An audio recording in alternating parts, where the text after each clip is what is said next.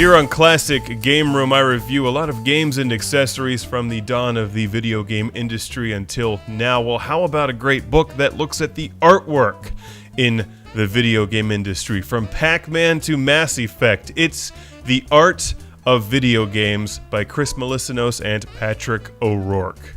With one of the Pac-Man ghosts on the cover, how do you go wrong with that? You don't go wrong with one of the Pac-Man ghosts, ever! And you can't go wrong with this book. It makes for a fun read, you might learn something, and it looks nice.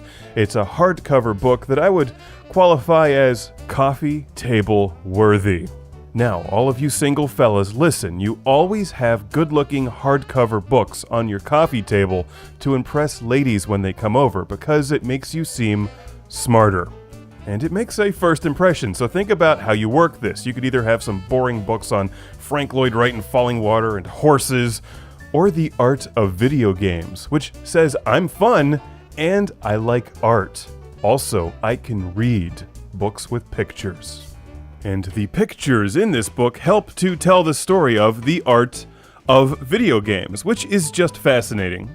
It starts off with the Atari 2600 and games like Combat and Space Invaders, and the awesome Pitfall, back when designers had a very small canvas on which to paint and limited tools. It's as though I've interviewed the author for this book before reading it. Which I have. Chris was a fun guy to talk to, so watch my interview with him as he explains a lot of what went into this book, and how they chose the games that they used to illustrate the history of the art of video games, and this book has Zaxxon major street cred right there. This is also filled with prominent game designer interviews and gets their perspective on the art of video games. And each of the games highlighted here has some history about that game, and you'll learn quite a bit. This makes for a fun, easy read, and it's printed on high-quality glossy paper. It's a hardcover book, and once again, it screams, I'm smart. And I like to play video games, and appreciate art. And as if that's not enough to sell you on this, it also has Phantasy Star, and references Phantasy Star 4, which is an absolutely beautiful game.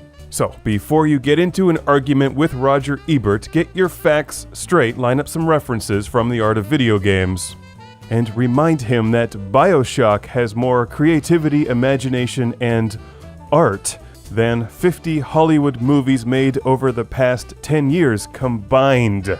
Would you kindly turn the page?